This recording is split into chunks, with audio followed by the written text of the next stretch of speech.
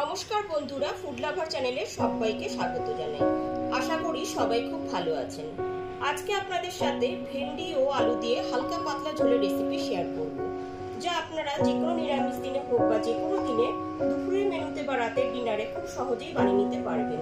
তাহলে চলুন রেসিপিটি দেখে নিই। আশা করি আজকের রেসিপি সবার খুবই ভালো লাগবে। ঢ্যাঁড়স আলু দিয়ে তরকারি বানাবার জন্য এখানে 300 গ্রাম পরিমাণ ঢ্যাঁড়স নিয়েছি।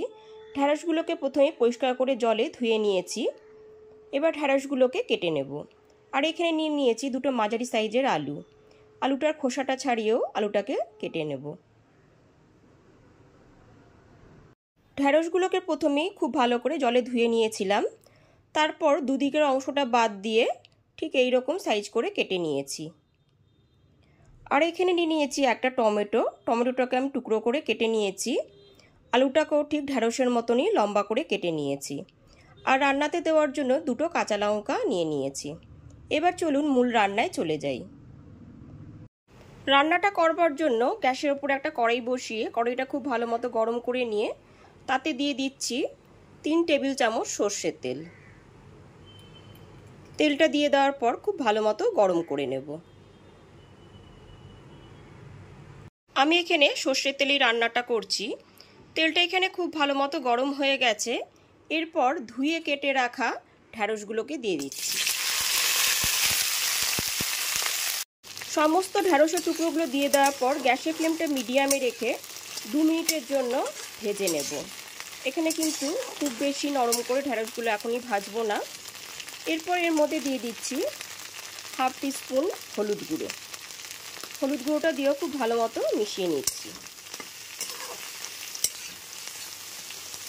গ্যাসের ফ্লেমটা মিডিয়ামে রেখে 2 থেকে 3 মিনিটের জন্য ঢ্যাঁড়সগুলো একটু নাড়াচাড়া করে ভেজে নিয়েছি।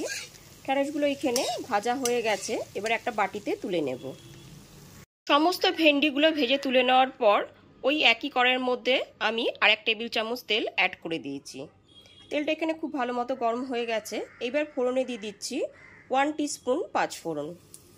আর দিয়ে দিচ্ছি একটা শুকনো লঙ্কা। গ্যাসের ফ্লেমটা লোতে রেখে হালকা করে ভেজে নেব। গ্যাসের ফ্লেমটা লোতে রেখে ফোড়নটা এখানে হালকা করে ভেজে নেওয়া হয়ে গেছে। এরপরে এর মধ্যে কেটে রাখা আলু টুকরোগুলোকে দিয়ে দিচ্ছি।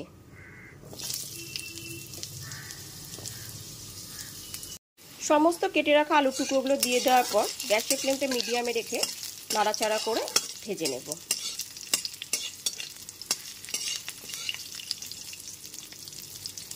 এরপর এর মধ্যে দিয়ে দিচ্ছি হাফ টিস্পুন লবণ আর হাফ টিস্পুন হলুদ গুঁড়ো। লবণ আর হলুদটা খুব ভালো মতো মিশিয়ে আলুটা একটু লাল করে ভেজে নেব।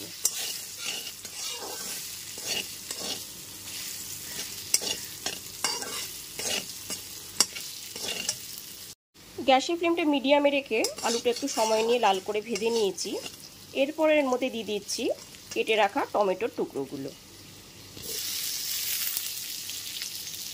টমেটোটা দিয়ে দেওয়ার পর গ্যাসের ফ্লেমটা মিডিয়ামে রেখে 1 থেকে 1.5 মিনিটের মতো একটু নাড়াচাড়া করে নেব। এরপর এর মধ্যে দিয়ে দিচ্ছি 1 টেবিল চামচ আদা বাটা।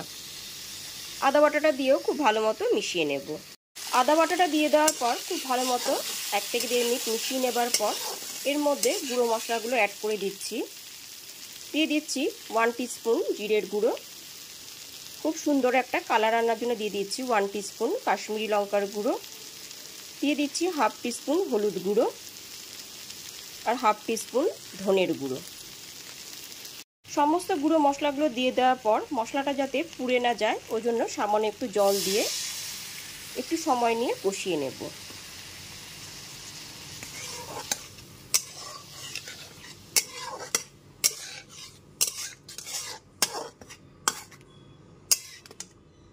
এখানে মশলাটা খুব ভালো মতো একটু সময় নিয়ে কষিয়ে নিয়েছি। মশলাটা থেকে কাঁচা গন্ধও চলে গেছে। ঠিক এই পর্যায়ে এর মধ্যে দিয়ে দিচ্ছি স্বাদ মতো লবণ। লবণটা দিয়েও খুব ভালো মতো মিশিয়ে নিচ্ছি। লবণটা দিয়ে খুব ভালো মতো মিশিয়ে নেবার পর এর মধ্যে ভেজে রাখা ভেন্ডিগুলো দিয়ে দিচ্ছি।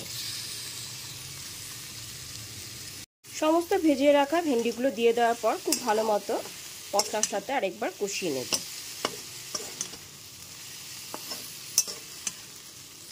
ভেজে নেওয়া ভেন্ডিগুলো দিয়ে দেওয়ার পর মশলার সাথে খুব ভালো মতো 2 থেকে 3 মিনিট ধরে একটু ভালো করে কষিয়ে নিয়েছি।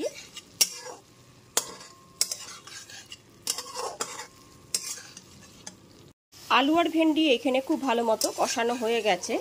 ঠিক এই পর্যায়ে এর মধ্যে দিয়ে দিচ্ছি 1 কাপ পরিমাণ জল।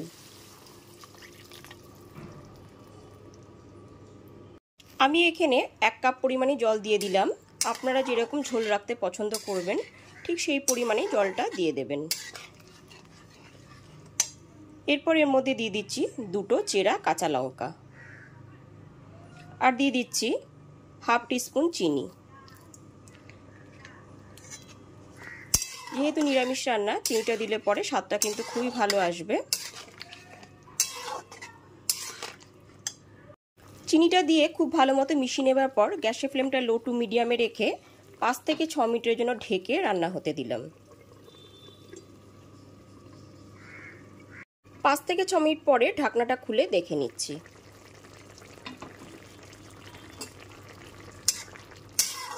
এখানে আলু আর ভেন্ডিটা খুব ভালো মতনই সুসেদ্ধ হয়ে গেছে আর ঝোলটাও আমার ঠিকঠাকই লাগছে।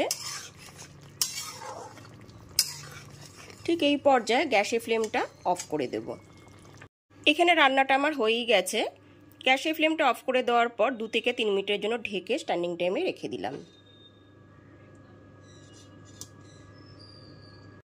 এইবার একদমই ফাইনালি নিরামিষ আলু ভেন্ডি তরকারি পরিবেশনের জন্য তৈরি হয়ে গেছে। গরম গরম ভাত, রুটি, পরোটা সবকিছুর সাথে খেতে এটি দুর্দান্ত লাগবে। তাহলে অবশ্যই আমার মতন করে আলু ও ভেন্ডির রেসিপিটি বাড়িতে বানিয়ে ফেলুন। আর রেসিপিটি ভালো লাগলে লাইক, কমেন্ট এবং অনেক বেশি বেশি করে শেয়ার করবেন। আর আমার চ্যানেলটি অবশ্যই সাবস্ক্রাইব করে বেল বাটনটি প্রেস করে দেবেন, তাহলে সমস্ত ভিডিও নোটিফিকেশন সবার আগে আপনার কাছেই পৌঁছে যাবে। তাহলে আজ এই পর্যন্তই, আবার হাজির হয়ে যাব নতুন কোনো রেসিপি নিয়ে। সবাই খুব ভালো থাকবেন, সুস্থ থাকবেন। ধন্যবাদ।